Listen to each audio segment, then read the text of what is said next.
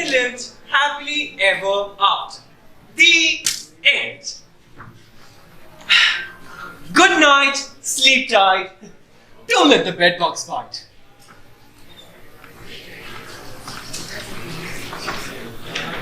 What? You all are still here? Don't tell me you want to hear another one. But it's a school night. Okay. But just this once. Just this last once. God, I'm such a bishop. Now, what type of story shall we hear tonight? I was thinking, how about Cinderella? Or even maybe, God, which one was that name? Yeah, Snow White. No?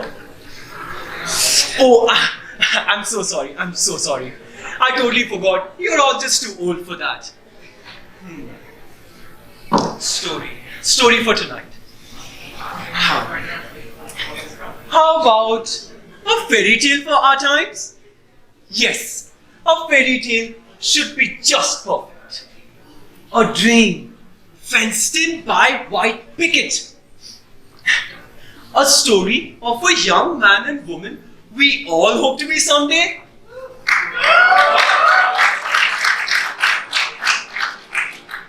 Too bad, but that's what you'll be getting tonight. Now,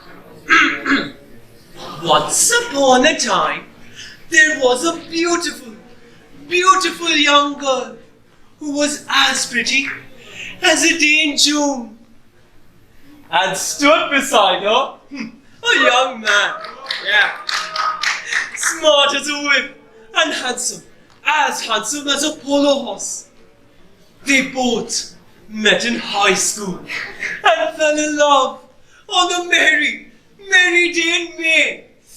How cheesy! Not before long, the young man dropped to his knee, took out a diamond from his pocket, and won the young woman's hand in marriage. Moving right ahead, with the blessings of their compatible families, the young man and woman were to be... Excuse me? With the blessings of their compatible families... Hello! I'm talking here! Excuse me a moment. Just a moment. Yes, what is it? We didn't exactly meet in high school. Well, as far as I recall, yes, you did meet in high school. No! We met in a bar. Yeah, exactly. And we dated on and off for 5 years when you experimented with foreigners. Oh, well, how nice. Well, for our purposes, just for our purposes, let's say you both met in high school. Shall we? Fine. Now, with the blessings of their compatible families, the young man and woman were to be bride and groom. Wait a minute. As far as I recall, you kept wanting to break it off. What? Yeah. And then you'd want me back the minute I got a new boyfriend. Well, you certainly didn't waste any time running to the first guy with an accent. Shh! Let's not argue in front of the impressionable youngsters. Okay? Okay. Now, moving right along, the bride soon set in on the wedding preparation. Hold on! I never realized you were racist. I'm not. I was okay with the fact that you had slept with black men. The fact that you're assuming that racism only refers to African Americans, doesn't that make you racist in itself? Excuse me, ma'am. Sir, hold your horses right there so that I can return to the story. Thank you. By all means, don't let anything silly such as our issues get in your way. Look, sir, will you play along? The opportunity later to be disappointed. Let's have a nice, calm bedtime story. Okay? Okay. Now, as I was saying, the preparations. They were to be married in a beautiful church. Drive-through chapel in Vegas. Followed by an elegant reception in an old inn in Vermont. Backroom at the Starbucks Lounge. The bride put Martha Stewart to shame as she had the evening designed to the very last detail. That really sounds like you. Oh no, it doesn't. From the linen napkins to the centerpieces of freesia and Italian ruscus. I think he attended somebody else's wedding. And why is he assuming that the bride always has the taste? Can't as grooms prepare a wedding? I mean, I went through law school as a floral designer, and I know for a fact that freesia is all wrong for a centerpiece. Except, maybe, as an accent flower. You were a floral designer. And that too from a law school.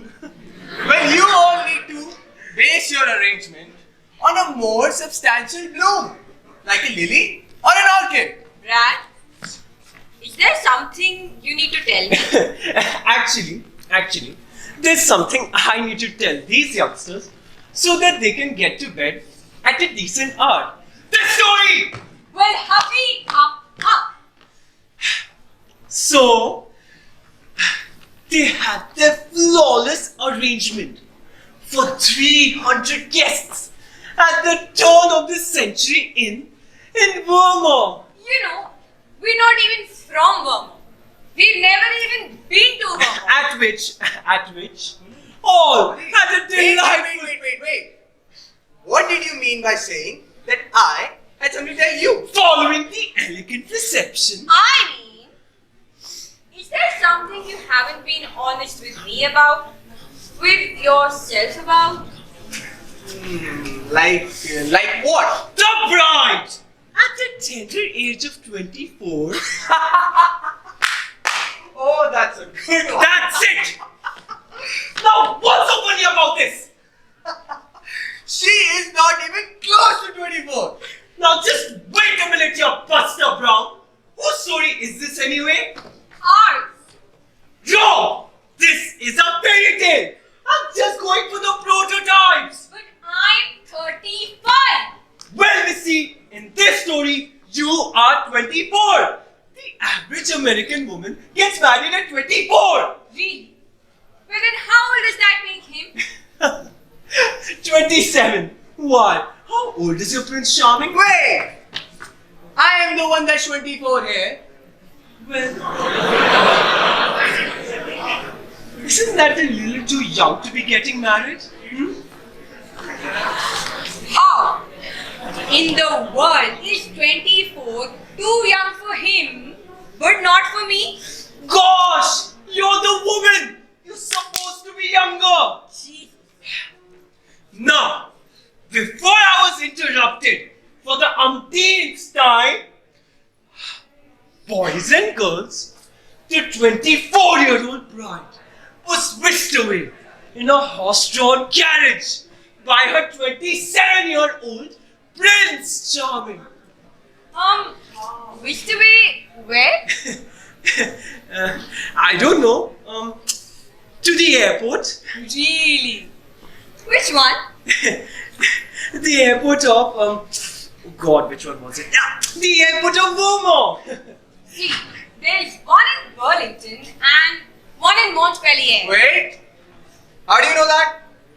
I majored in geography. You did? Yeah. So, Mr. Fancy Pants, which one was it? Sweetie, this conversation is starting to make me feel a little uncomfortable. Shut off, Brad. I'm fine. I'm fine. I'm fine. Leave him. You tell me, which one was it? The one where you caught your flight to Hawaii for your oh God, for what was it? Yeah, for your honeymoon. This fairy tale is completely out of hand. Anyone knows there's no flights from Vermont to Hawaii. You have to fly through either Logan or LAX or both. And I highly doubt that the airport authorities will allow horses into the terminal. Oh, for God's sake! What's wrong in telling these young souls a nice little bedtime story? No one's life turns out like that. How many of these kids do you think will live up to your interpretation of this fairy tale? None! They can't. It's too much pressure. It's why these Catholic women are all messed up. I mean, you can't be a virgin and a mother and Brad.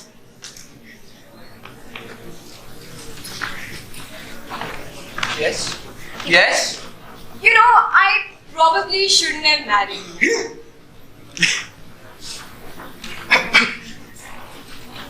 What? Yeah. Like, obviously.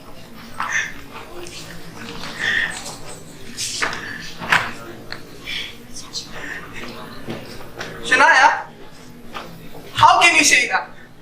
Well, you probably gay. What? Oh, come on.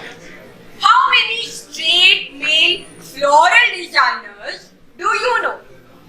That's what you thought I had to be honest about? You didn't even know I majored in geography. Listen, if you're taking averages here, most people don't get married in their one-horse hometowns with Walmarts and bad zoning. Well, what's wrong with that? Nothing. That's my point. Most people don't get married in Homo. Most people cheat on their spouses, end up in counseling, or sell everything they own and end up in a lousy nursing home. Now put that in your fairy tale and smoke it.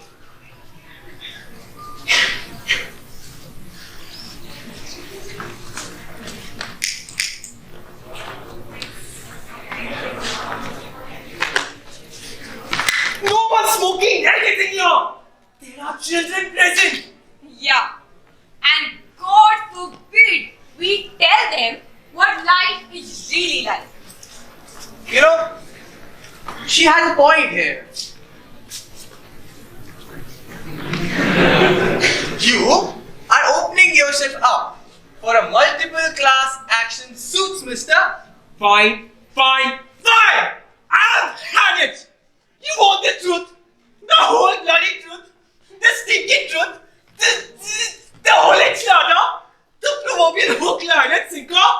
Well, far be it from me to give these young souls something to which they can aspire. Do it! I'm warning you, it won't be pretty. Well, we stand warned, alright? The truth. I'll give you the truth.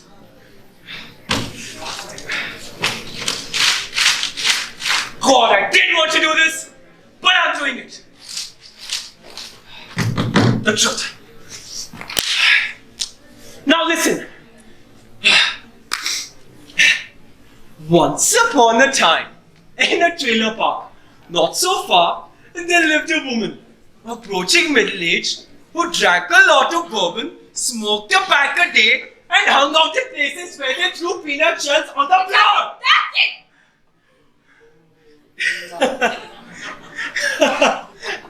And a young, slightly feminine man who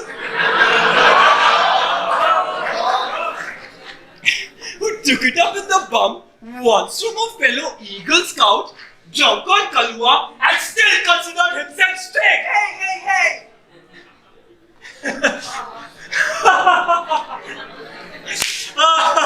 Oh God. This is going to be so much fun.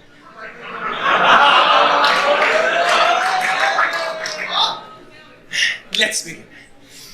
Mr. Straight and his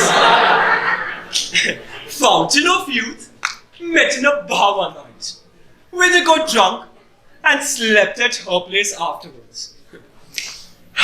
Long story short, the woman, she felt guilty about the one night stand and wanted to make a legitimate relationship out of the encounter just to justify the sex, even though she only prefers black men. Shut up! Look what you've done! Oh, as if you really care. Moreover, you stayed deep in the dark closet. Our Prince Charming proposed to the woman. And since she's 35, let's face it, not getting any younger, she accepted his pathetic offer. You know why? Because it was a sheer ego boost to have snagged a hot stud 11 years younger than her. A hot stud? Me? Yeah, you. Not really. Even if this man has an occasional problem, a tiny little problem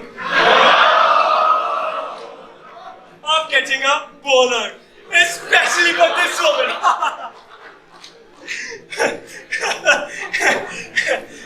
Because he's actually gay. No, I'm not! Pretty evident.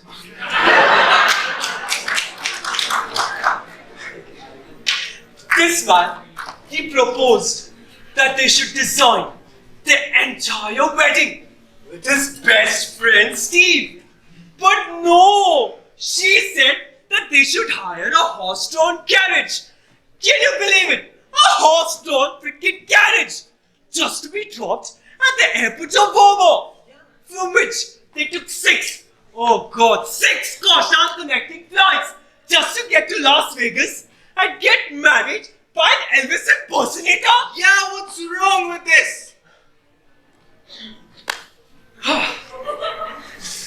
Now, to celebrate the grand wedding, the bride and the groom went to a Stardust lounge where they bought all the bar patrons, cheese balls, and Budweiser. Ugh.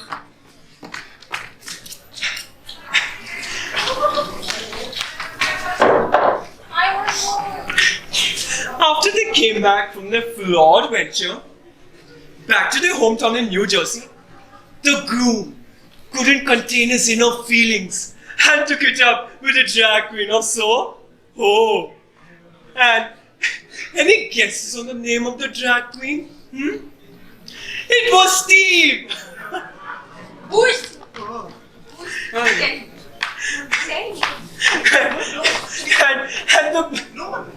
And the bride couldn't sustain the fact that she could never be mother again. You wanted the truth, right? Yeah. The truth. So listen! And the bride couldn't sustain the fact that she could never be mother, who went on satisfying herself with vodka and Xanax, and somehow died 3 years later of accidental overdose. Now our Prince Charming, he made use of this opportunity and took up wearing cowboy hats and chaps and made the unfortunate mistake of making a business trip to Wyoming, where he was dragged behind a 4x4 by a bunch of homophobes.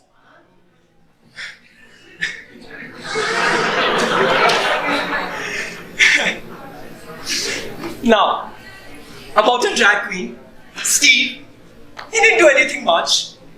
He wrote a play about the 3 of them, went to New York City, won the Genius Grant, and his own talk show at the New York City Cable Access. The end.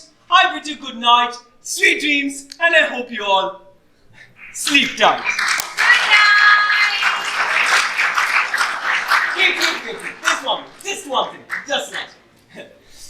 That was all from your host, Steve. Mr. Storyteller, come back and give them the original version, please.